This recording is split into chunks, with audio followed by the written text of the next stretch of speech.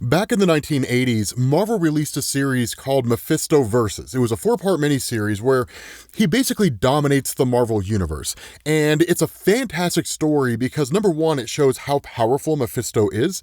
And two, it actually gives you a great explanation on how his powers work. So this initially starts with Mephisto versus the Fantastic Four.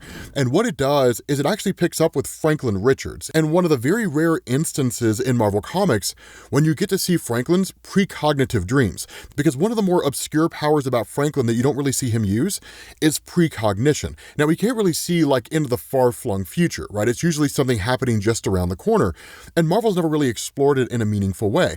But he's having a vision of Mephisto, essentially. We don't actually see it, but he's experiencing it through a dream.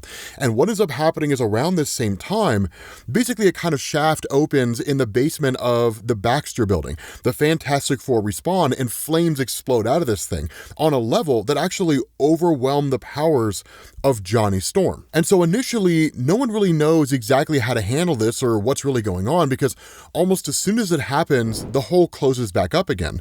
And so at that point, Franklin comes running in and he starts talking about, I had a vision of the bad man and things like that.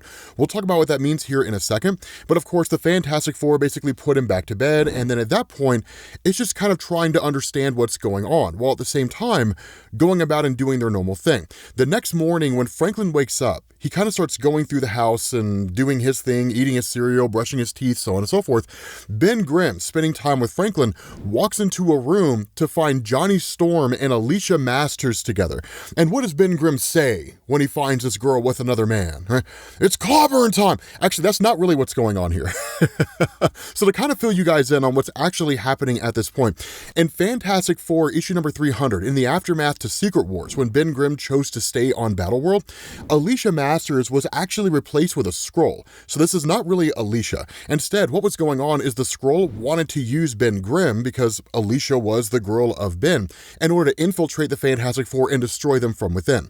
Because Ben wasn't there, the Skrull, as Alicia Masters, turned to Johnny Storm in a moment of sorrow because Ben Grimm's gone, the love of her life, and she doesn't know how she's going to cope. It was that kind of thing, right? And so that's kind of what she's doing in the here and now.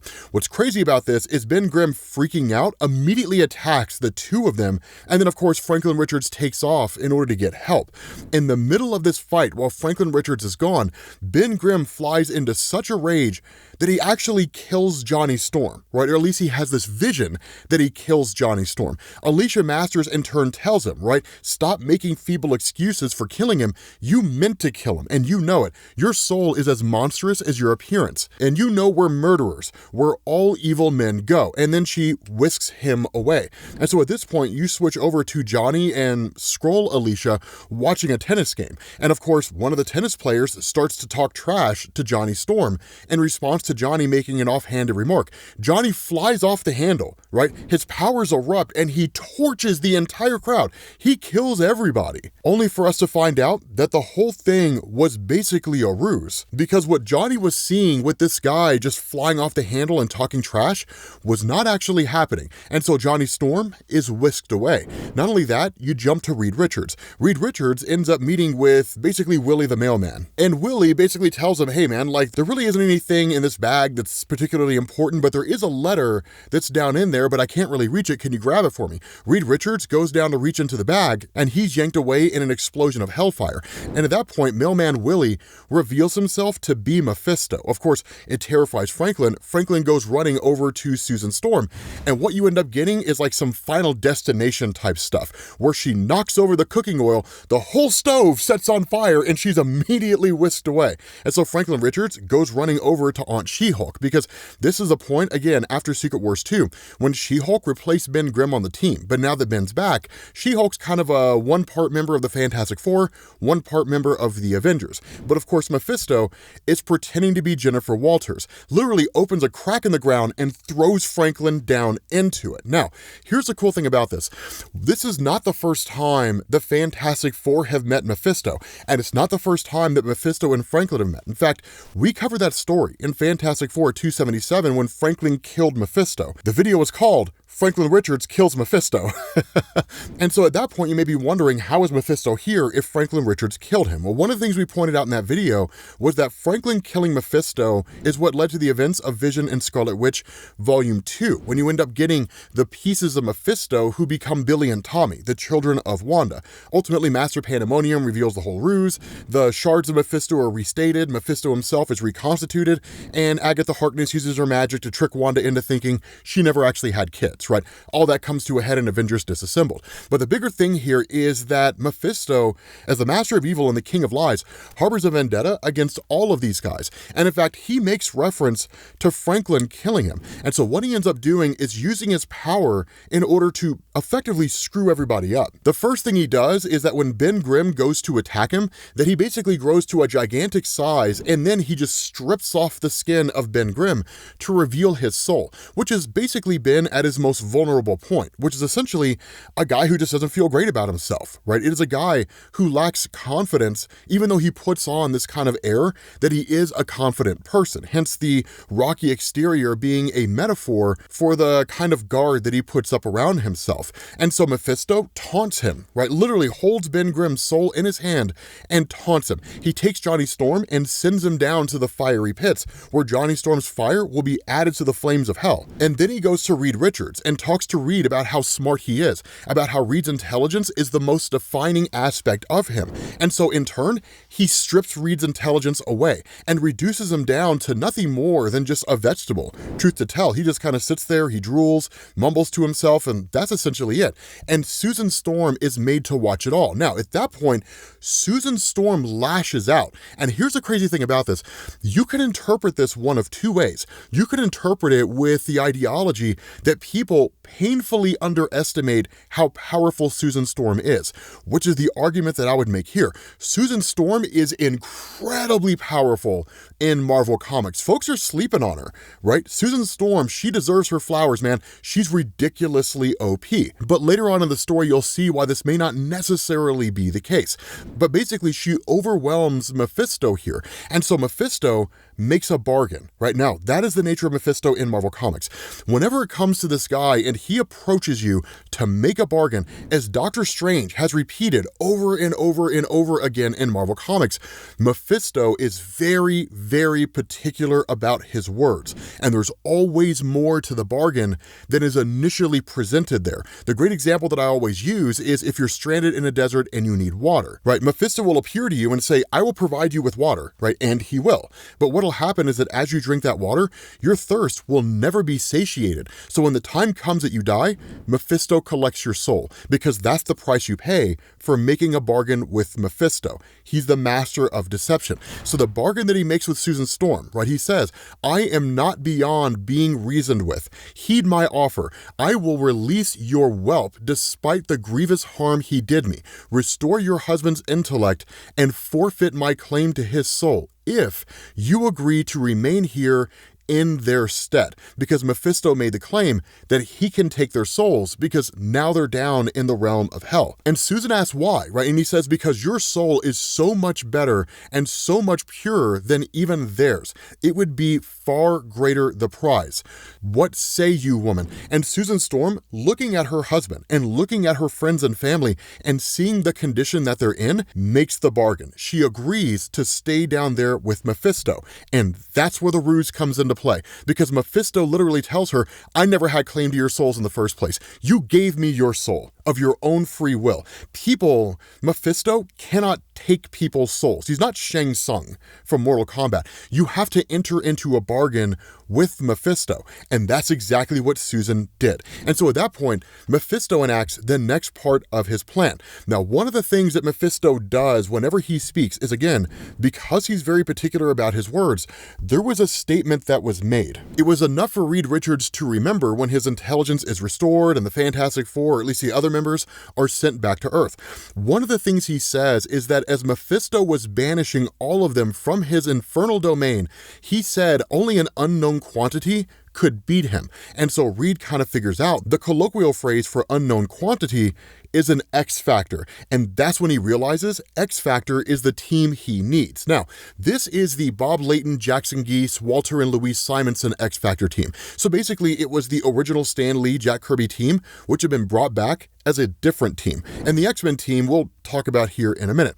But Reed Richards goes to visit X-Factor, right? So you're talking about Cyclops, Beast, Iceman, Jean Grey, and well, Angel's actually dead at this point in time because this story takes place after the events of Fall of the Mutants. But the fact is, right, Reed basically tells them what's going on. Now, something to understand here, outside of the Fantastic Four and a couple characters that we'll see towards the end of the story, none of these guys have heard of Mephisto.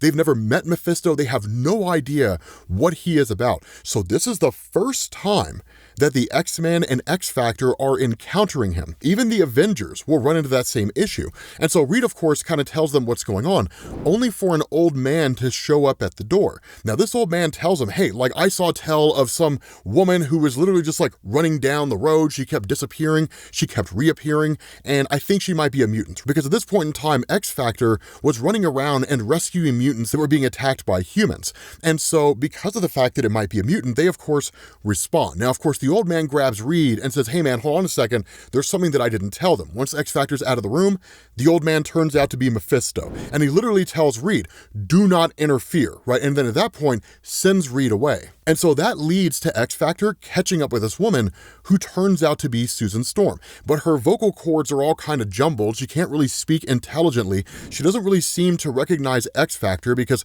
the two teams haven't really crossed paths before, but she doesn't really know what to trust. She doesn't even know if what she sees is what's actually happening here. And so once X-Factor gets into this warehouse, Mephisto appears. And so this again is when Mephisto starts making bargains. Now here's the thing about this, right? Because X-Factor doesn't know who Mephisto is, initially they think he's a mutant because he keeps talking about how their kind are always distrusted by humanity, how the human race doesn't really seem to want to give them a chance. Now, of course, when they ask the question, are you a mutant? He's like, no, I'm not a mutant at all. You know, I'm as far beyond mutants as they are beyond you, right? More or less. But specifically, he says, I, like you, am an individual shunned and mistrusted by the throngs of humanity which populate this sad sphere. And so what he ends up doing is approaching each individual person here after presenting himself as a person that simply punishes people for the evil acts that they commit. Now, again, he's leaving out the whole idea of him basically being a hell lord, taking the souls of people that make deals with him, and so on and so forth. But what he does is he initially approaches Cyclops. And he says, here's the thing, Cyclops, right? Jean Grey was believed to be dead. And during that time, you built a life with Madeline Pryor. You had a child with Madeline Pryor. And then you abandoned them to return to Jean Grey. And so he says, here's the deal that I will make you. I have the power to combine Jean Grey and Madeline Pryor into one person. So no longer do you have to choose between the woman you love and the responsibility of the woman that you had a child with. Now you can have both. And then he turns to Jean and says, and to you, this may seem like an egregious act, but understand, if I merge you and Madeline Pryor, you will have the memories of both, which means that you'll be able to experience what it was like to marry Cyclops. You'll be able to experience what it was like to have Cyclops' child. You'll be able to fill in all those missing years of your life with Madeline Pryor's experience. She is, after all, a clone of you. So in reality, I'm just bringing two pieces of a puzzle back together again. He turns to Hank McCoy, right? You are Beast, right? A giant furry monster. If I remember correctly, I believe he has a basically device that makes him look human, right? But the pitch that Mephisto makes is, I can make you look like a normal human being, not an abnormal human being with giant feet and giant hands, but a regular quote unquote looking man. But what's interesting about all of this is he turns to Bobby Drake, right? He turns to Iceman, and Iceman rejects it entirely. And in fact, he makes this good point where he says, I have to wonder about someone who claims to be one of the good guys, but who leaves Sue Richards in a trance the whole time that we're talking. And so in response, Mephisto says this. He says, true, this pose put you in a position to aid oppressed mutants, meaning the role that you play now as XFactor, but it also added fuel to the flames of prejudice which have spread across your country. Did you yourself not berate your comrades for that very reason, Iceman? And it's kind of a flashback to a moment where he says, this setup stinks, right? We've got to do something to help the public image of our fellow mutants, not just save individual ones. And so Mephisto says, I can correct things so men do not fear mutants any longer. All the harm that you've done as XFactor will be undone. All I ask in return for all these favors that I've mentioned is one little soul, just a companion for a fellow outcast, if you will, someone to spend time with me in my realm. I have in mind one of you who would be more than adequate.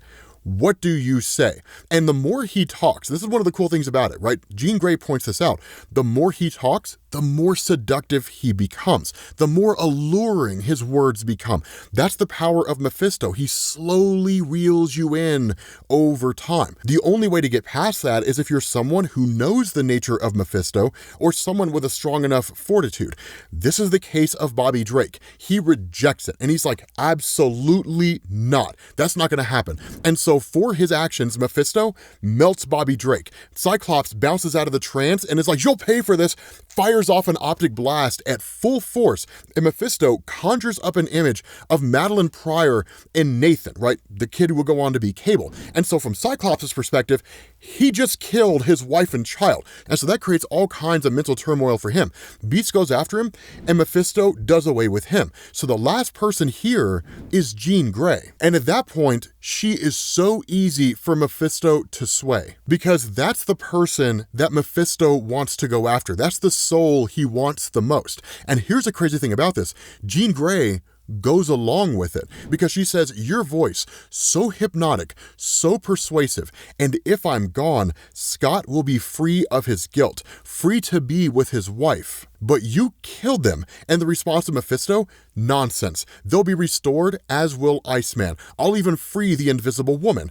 Do we have a bargain? And Jean says, yes. And so Mephisto takes Jean and whisks away while the rest of the X-Men are restored to their normal forms. And so at that point, Cyclops reaches out to Reed Richards and is like, look, here's the thing, right? Susan Storm is back with you guys, but now Mephisto has Jean Grey. And so the question is, why?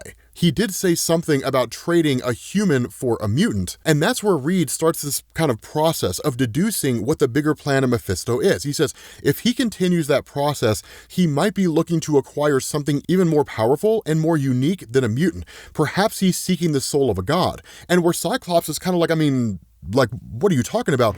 The response of Reed is, there are a number of beings on Earth who could qualify as gods. Storm was worshipped as a god. Snowbird from the Canadian team Alpha Flight, Hercules, Thor. Of course, you don't see the Inhumans here because they're trash. But the whole plan of Mephisto is actually coming to fruition. This is exactly what he was hoping for. He was hoping for Cyclops, after everything that had happened, to reach out to Reed Richards, to Reed to put his mind to task, and to eventually start figuring out what Mephisto's plan is. Because what this does is this leads to the X-Men, because Storm is on the X-Men team. And so Reed, once he reaches out, talks to Psylock. Now, it is important to specify here, this is back when Psylock was Betsy Braddock, so before she switched bodies with Quanon, so that's why she's not Japanese at this point in the comic book. She's just like the British sister of Captain Britain. That's really all she is. But Reed Richards warns them about what's going on. Now, of course, this is also shortly after Rogue had joined the X-Men team, following the events of Avengers Annual issue number 10, when she was originally introduced. And so because of the fact that she's still a little careless and whatnot, she almost touches Wolverine, and Wolverine's like, look, you can't do that. It was a way for writer Al Milgrom to basically show what Rogue's powers are, right? She says, it's pretty hard to forget that I absorb the powers and psyches of any person that my bare skin comes into contact with. What she doesn't know is that eventually she'll touch the hecatomb and she'll absorb billions of minds like that. And then she'll go crazy, and then she'll go into a catatonic state until Hope Summers fixes her with the help of Mystique and Gambit. But that's neither here nor there. What is important is this: Psylock puts her powers to task and kind of starts trying to read around the area, and then at the direction of Storm, actually tries to reach out to Mephisto directly. Now, Mephisto being a being of such incredible power, he's practically omnipotent and omniscient when he's in his own realm.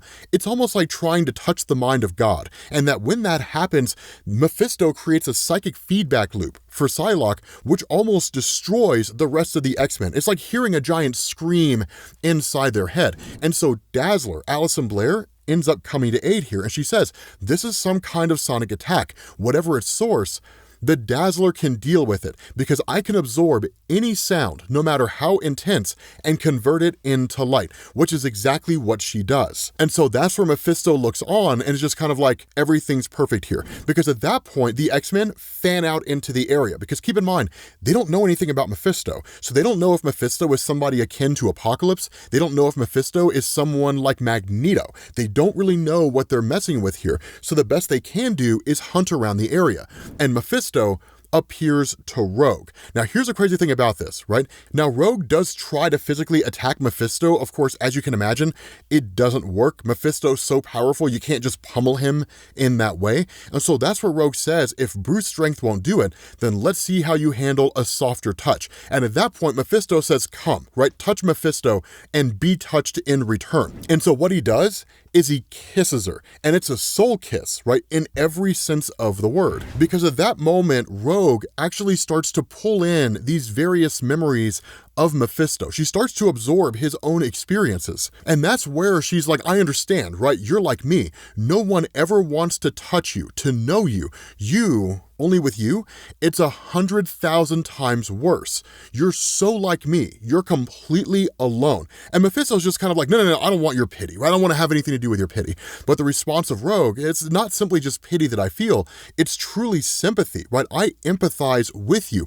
All the ages you've existed with no one to turn to, no one to understand.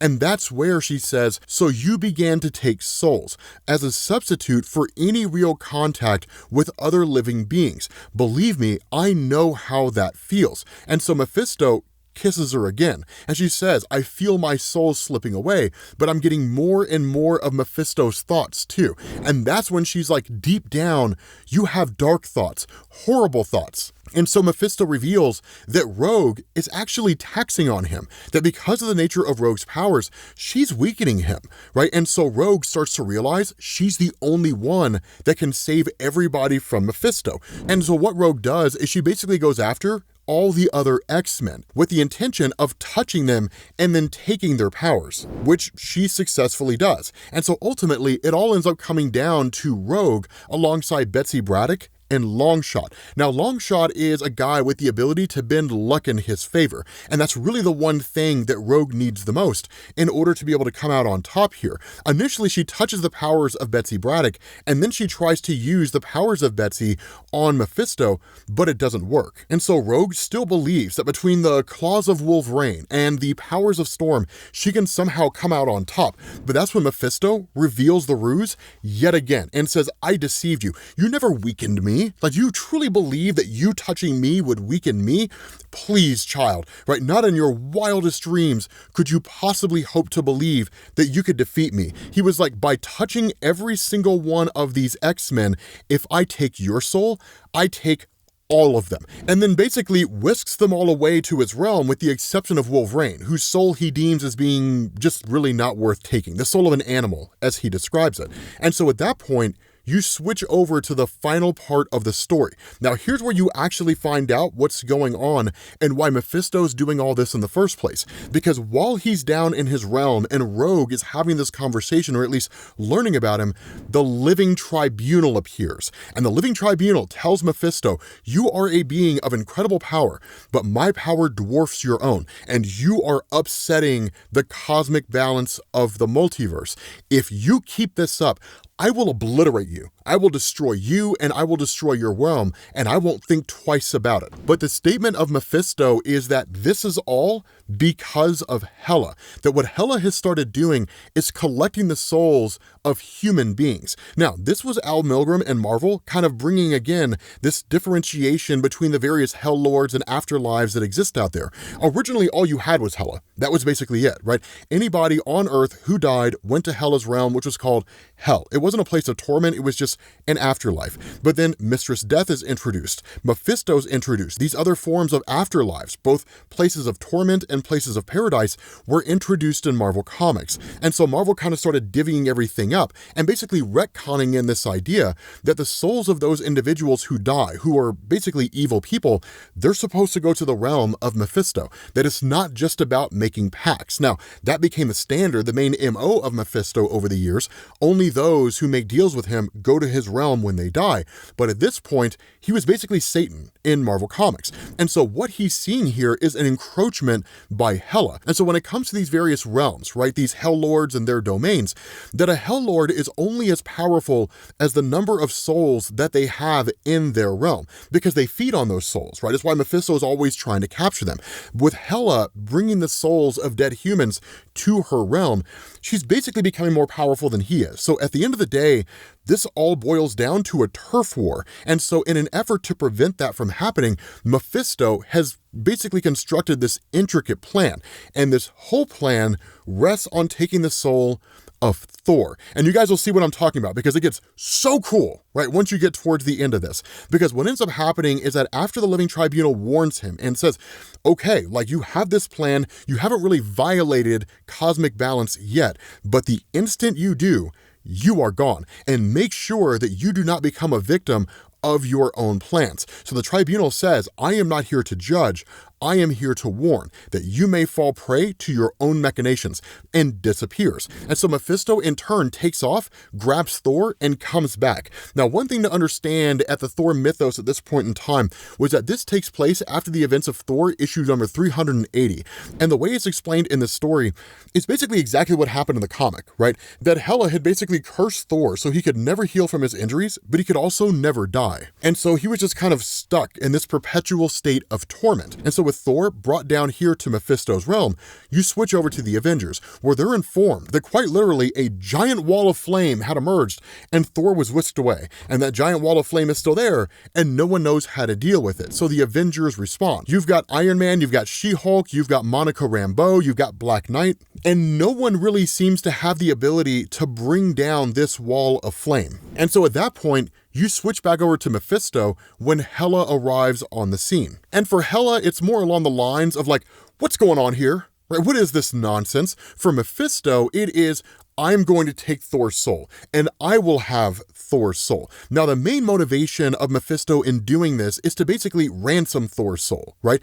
If you do not stop taking human souls, I will keep Thor's soul down here in my realm. But if you agree to stop taking human souls, you can have Thor's soul. Because Mephisto knows that if there's any one soul that Hela wants more than any other, it's the soul of Thor. It's what matters to her the most. She's got a huge vendetta against him, and she seemingly always has, because he's disrupted so many of her plans. But even Thor himself says, no, right? Neither of you are going to have my soul. That's never going to happen. And so what ends up going on is that in a moment of distraction, right, where the Avengers finally find a way through this portal without the aid of Doctor Strange, because at this point in time in Doctor Strange issues 72 and 73, he's basically in the dark dimension, helping his wife Clea overthrow Umar. So that's why you don't really see him here in the story.